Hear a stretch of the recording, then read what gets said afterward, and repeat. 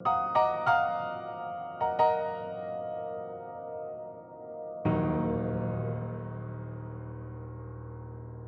うも、大蔵です。今日はちょっとシリアスなデリケートなお話をしたいと思います。告白。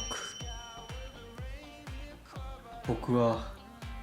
プレップやってます。はい、ということでいきなりなんか告白したんですけれども、なんで僕が今日プレップの話をしようかと思ったのには理由があります。まず何から僕話さなきゃいけないか。今日はね、内容は結構ね濃ゆいので台本を読みながら、台本はね僕が作った。そう僕はプレップをこうやってるんですけど、もしかしたらこう同じように悩んでる人がいるかもしれないって僕思って、その悩んでる人の心のモヤモヤを取るために僕は告白することにしました。なんかね、僕がね、なんでこのプレップの話をしようかって思ったのには理由があって、僕の話を最初にちょっとすると、なんでプレップやったか。なんでプレップよりかは、まずプレップって何なのかってことを説明しよう。まずプレップって何なのか。プレップっていうのは何なのかをちょっとまず説明しようと思います。病院の先生にもらった紙をちょっと読んでみると、プレップこれだ。プレップはプレエクスポジャープロフィラクシス。何なのか。HIV の新たな感染予防の方法として PrP プレップっていうものが HIV の感染に対して提唱されてますよというものですね。そういった感染の予防の方法としてこの、暴露米感染予防っていうのがあります。これ、プレップって言いますと、これね、僕ね、もともとアメリカとか結構海外の方でこういう予防をする方法っていうのが結構進んであるんですよっていうのは実は知ってて、でなんかこうどういうものなのかっていうのは、病院で知ることになるわけなんですけれども、まずそもそもプレップっていうのはHIV の感染を防ぐための予防する方法っていうことをまず伝えとこう。感染予防の方法ですということをちょっと、まずプレップとは何なのかですね。で、なんでそもそも僕がこれをお話ししようかなっていうところに至ったかというと、理由があって、多分僕と同じように心の中で悩んでる人がいるんじゃないのかなと思ったから、僕はちょっと勇気を出してこのことを話そうって決めて動画にしてます。じゃあどういうふうに僕が思ってプレップをしたかっていうと、始まりはね、普通にアプリとかで出会いとかしてても、こう相手がさ安全な人かどうかなんてまずわからないわけね。で、僕がどんなにその HIV のチェックとかこう予防っていうかさ、こう気をつけててもわかんないよね。相手がさ同じぐらいに自分の体のこと大事にしてる人かどうかなんて会ってみないと分かんないし、もしかしたらさ、感染しちゃってるけど相手が気づかないこともあるだろうし、分かんないんだよね本当に。こればっかりは信じるしかない。もう信じるしかないんだよね。でも僕は結構そういうところがすごいデリケート、ナイーブだったの、内気だったの。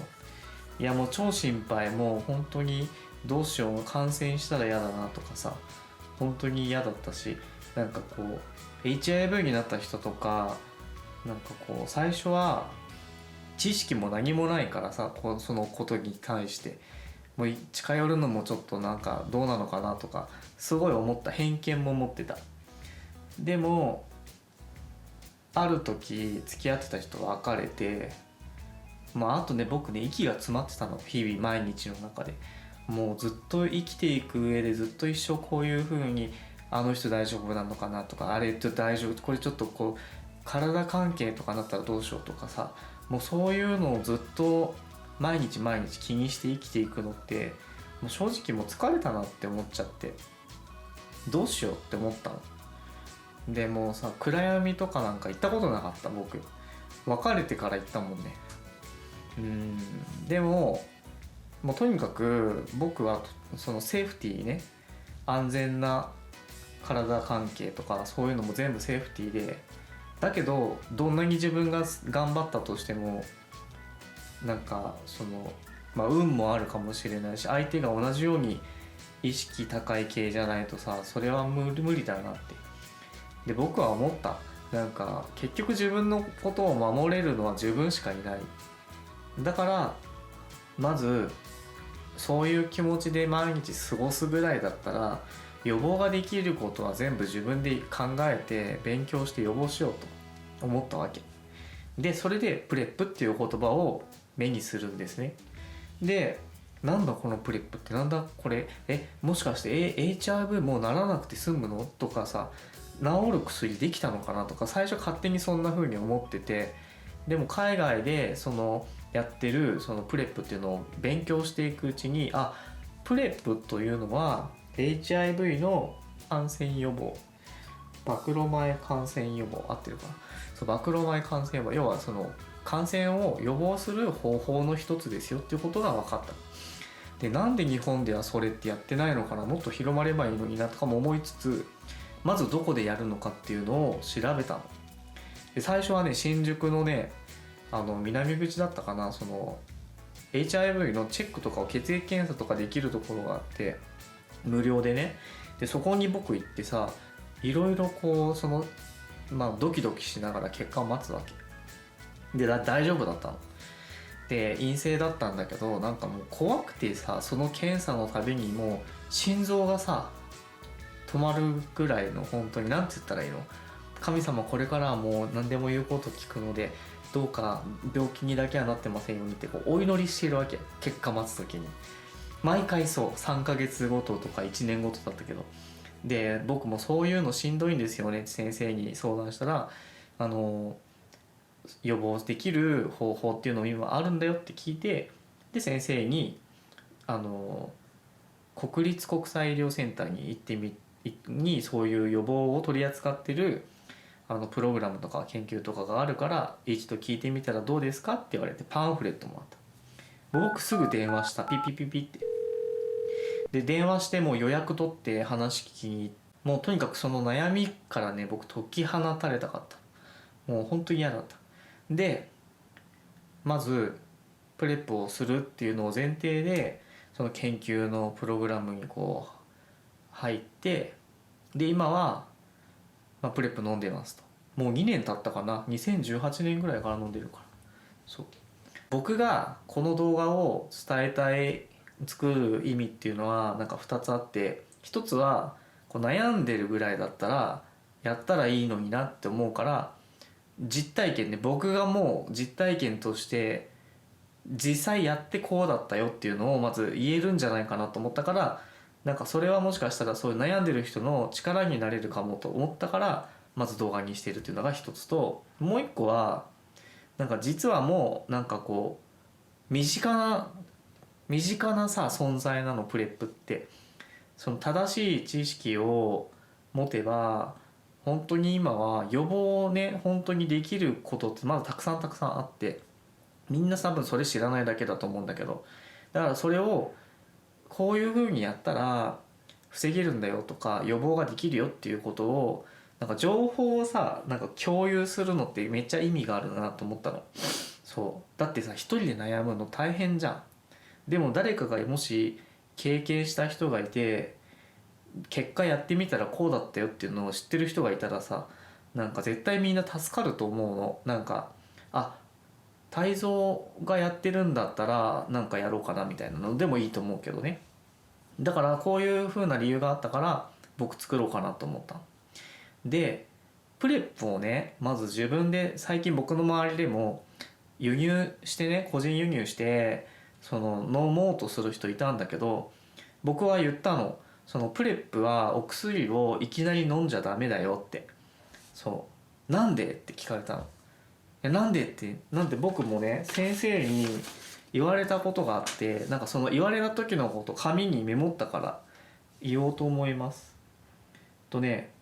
なんでプレップを自分で勝手に始めちゃいけないのか、3つ理由があって、まず1つ目、そのお薬を飲む前に HIV に感染してないねっていうことを確認しなきゃいけないの。要は HIV に対して血液が陰性だねっていうことをちゃんと言わなきゃいけない、確認しなきゃいけない。でもう一つはね、 B 型肝炎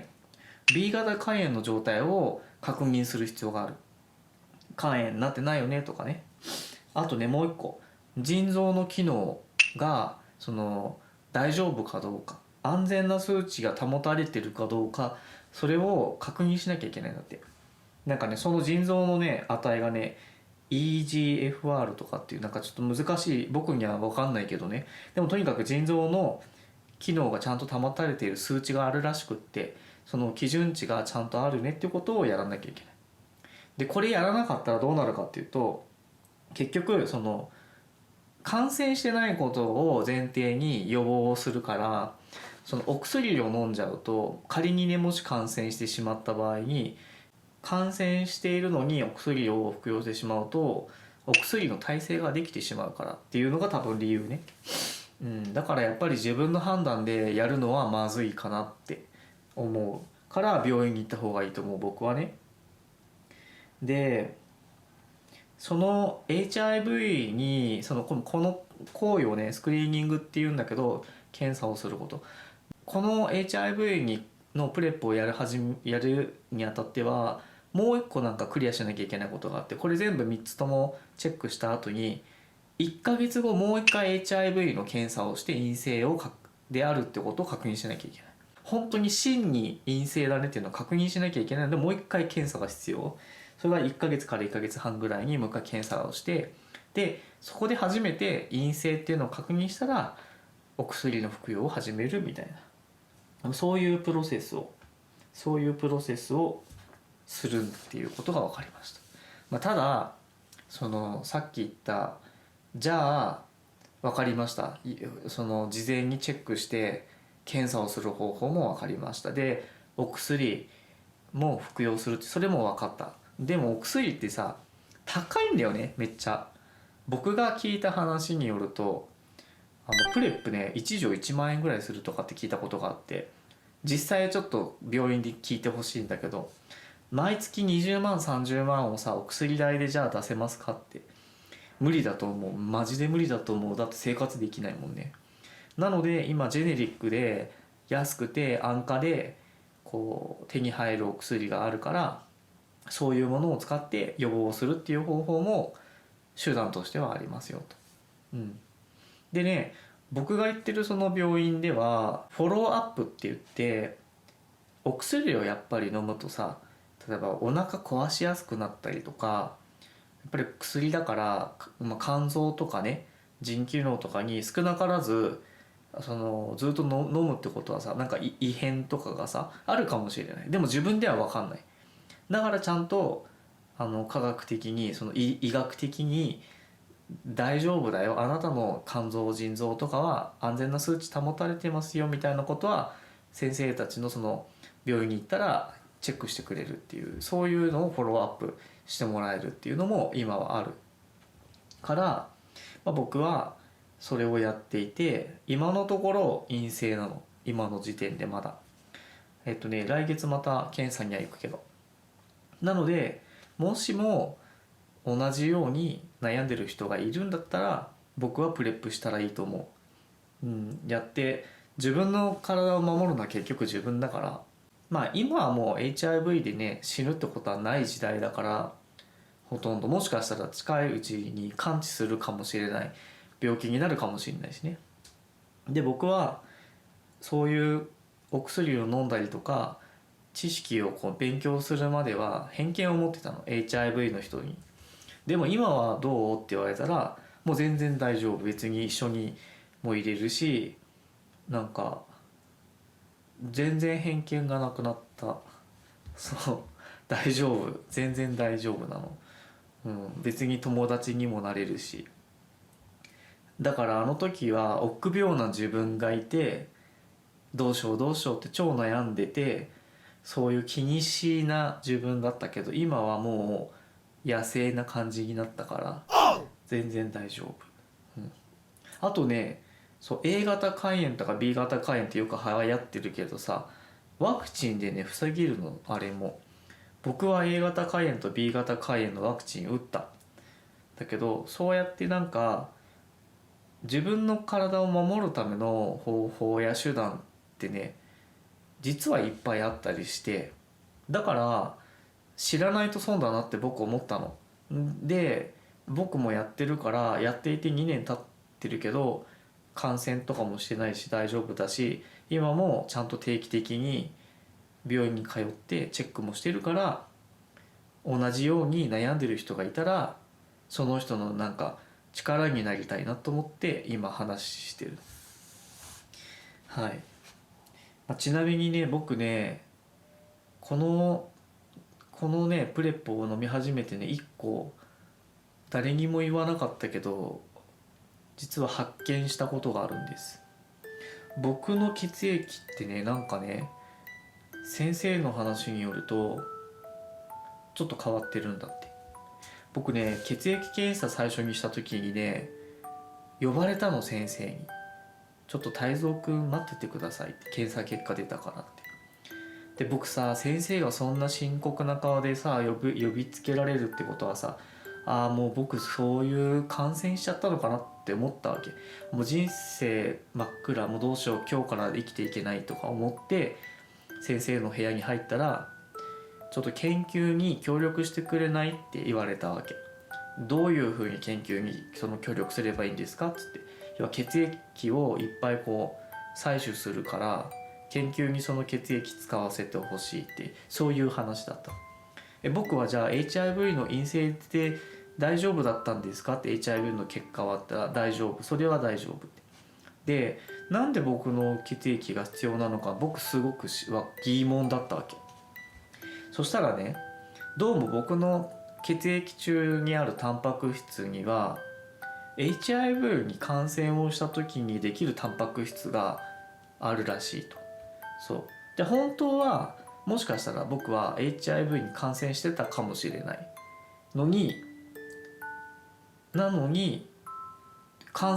その陰性なの、要は感染してないから、なんか僕の血の中にはそういう抗体みたいなのがあるのではなかろうかみたいな。それで血液を採取されるってことになった。そうだからそのタンパク質がねなんか特殊なそのタンパク質があって、そのタンパク質が出現する時っていうのはほぼその HIV に感染した時にできるタンパク質らしいと。で HIV に感染した時にできるタンパク質が血液中にあるのに、でも感染はしてない。 HIV に感染はしてないんだって。そのタンパク質はあるけども、そう感染した時に見受けられるタンパク質っていうのはあるんだけど、でも感染はしてないと。だから不思議だってなったわけ。そうで、もしかしたらその血液中の中に新しい新薬につながるヒントがあるかもしれないってことで、僕はずっと血液をいっぱい抜かれて研究のお手伝いみたいなのをこう自分でできることをやってた。2年ぐらい。それはね、なんかやっぱりね、自分の心の中に今までそういった人たちに対しての勝手な思い込みとかがやっぱあったから、少しでも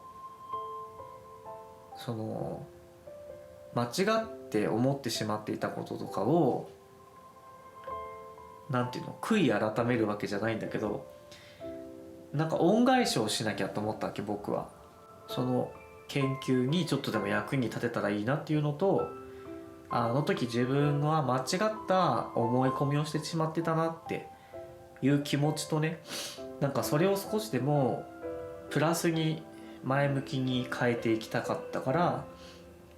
その人たちに対してできることをやろうと思って、やってる研究に対して貢献できることはやろうって思った。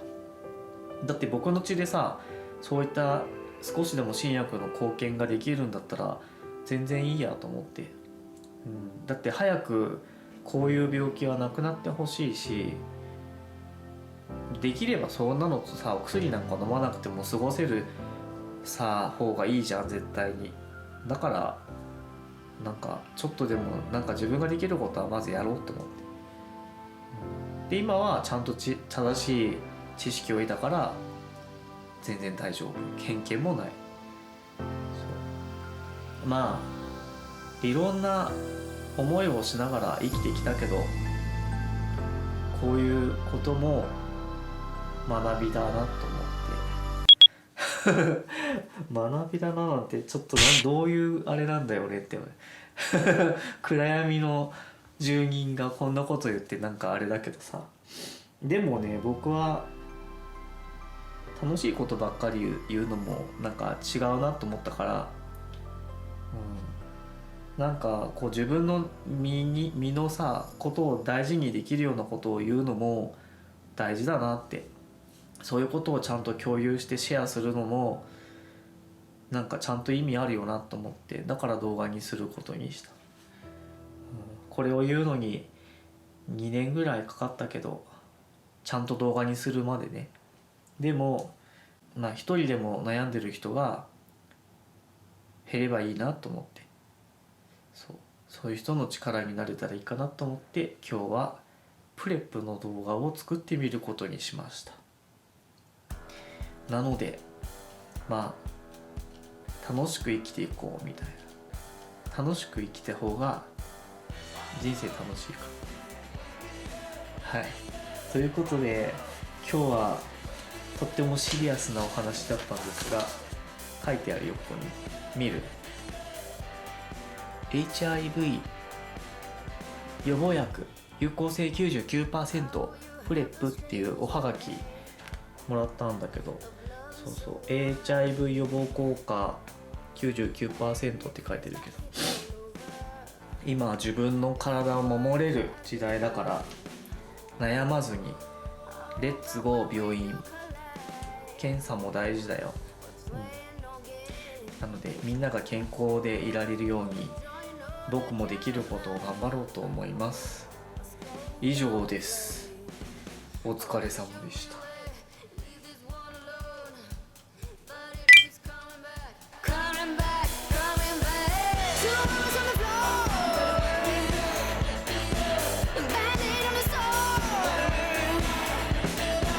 True love is